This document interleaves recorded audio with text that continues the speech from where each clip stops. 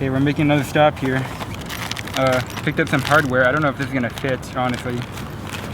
Guess we're gonna have to find out. So, if you have watched any of my old videos, you may have seen a peek of my overhead setup, which would go across here.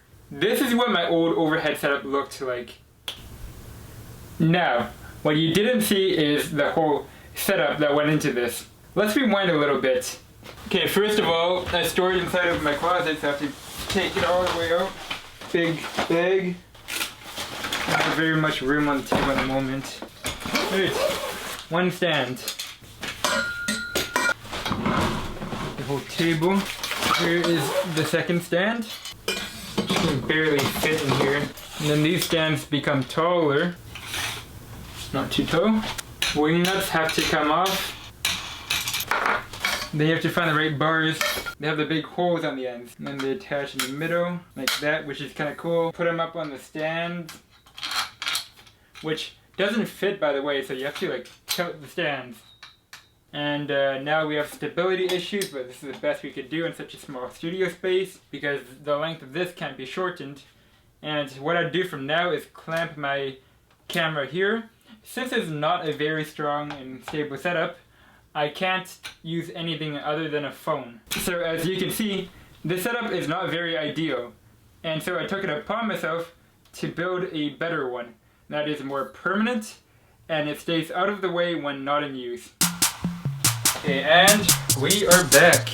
Hey Google, turn on the studio. These are mounting brackets for curtain rods. And I have curtain rod. This is my curtain rod, and looking at it now, it probably won't fit actually.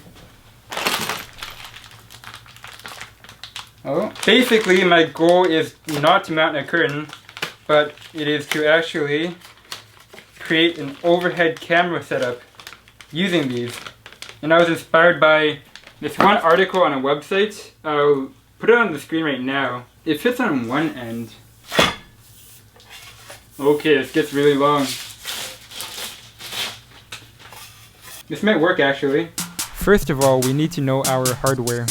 So, 2 ceiling mounted curtain brackets from Home Depot.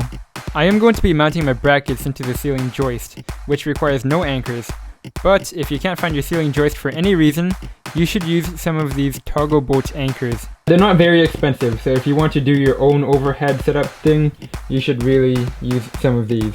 So this is the rod I was showing earlier. It's from IKEA. This is the article number. I don't quite remember what it's called. I put the name up on the screen right now. But earlier I was mainly concerned because this diameter will not actually fit into one of these brackets. And I was only able to really get one end showing. But that's all changed now because I was able to separate the 2 pieces with a little bit of force. And so now we have 2 rods, one of which will actually fit.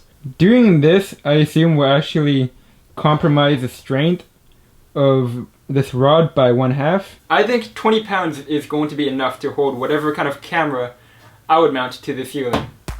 Let's do a tally up of the prices. $13.64 for the brackets from Home Depot. $6.99 for the rod from IKEA. The HUGAD. HUGAD? That brings us to $20.63 before tax. This doesn't include any camera accessories, by the way, so clamps are not included in this price, although they are necessary. These clamps can be found in all sorts of prices. I even found one for $14. The first step was to find a joist, which will be found by using one of these. It's a cheapo stud finder.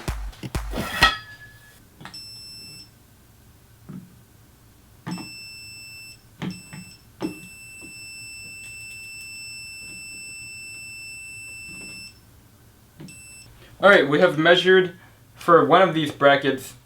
I'm just going to go ahead and install one at a time, so it's time to go get the tools. Step 2 is to drill your pilot holes.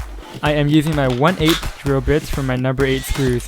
Alternatively, if you're not mounted to joists, this is the part where you would install the anchors.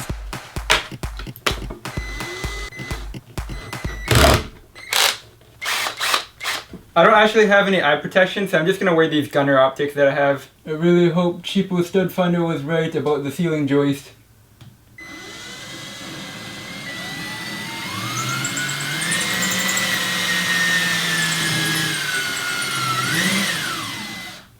Yeah, it looks like it was right.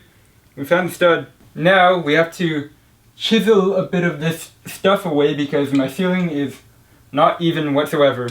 I don't have a proper chisel, so I'm going to use this pumpkin carver that I have.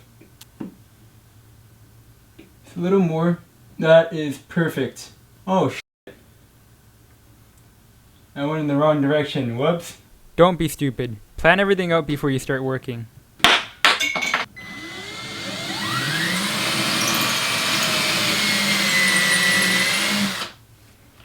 Now, these are the screws that came with the hardware, but IKEA has this awesome kit that I have, and these screws are much longer, so I'm thinking I'm actually going to use the IKEA screws so then I can get a more secure fit. Although I'm sure these screws will work just fine. So instead of this, it'll be this.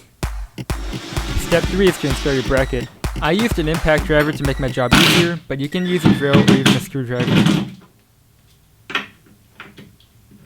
That is very secure.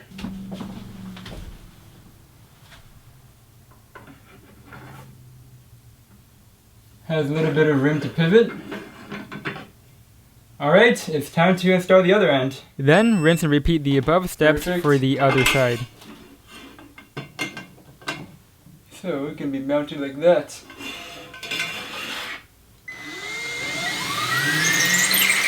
Uh-oh, there's no joist there.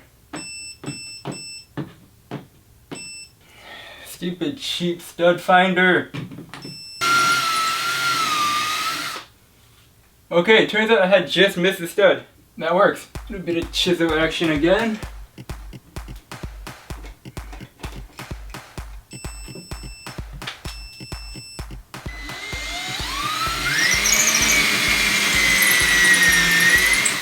Just gonna fill up my mistake first. That should do.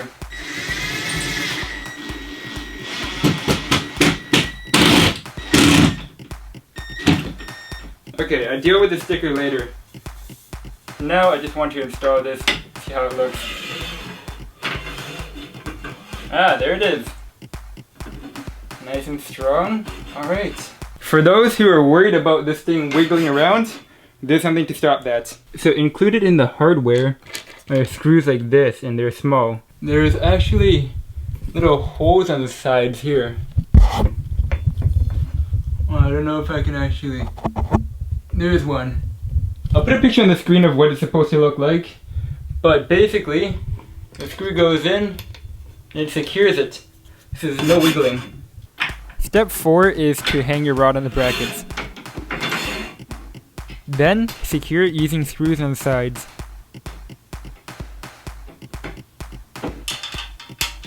Okay, so the plan is basically to get a Manfrotto super clamp. Attach that here and you will have a 1/4 inch threaded screw to attach anything that you want. But in my case I don't have that yet, so I'm going to substitute using this bike mount that I have. I have to make do with what I have right now.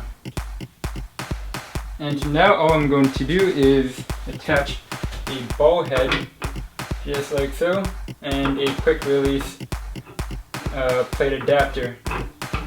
And there we have it. So using things like foam clamps adapted to the quick release will work. You can just screw it into the threaded screw as well. Or you can go right ahead and mount your big camera, because this thing can support up to 20 pounds to my understanding. There we are, finally an overhead setup.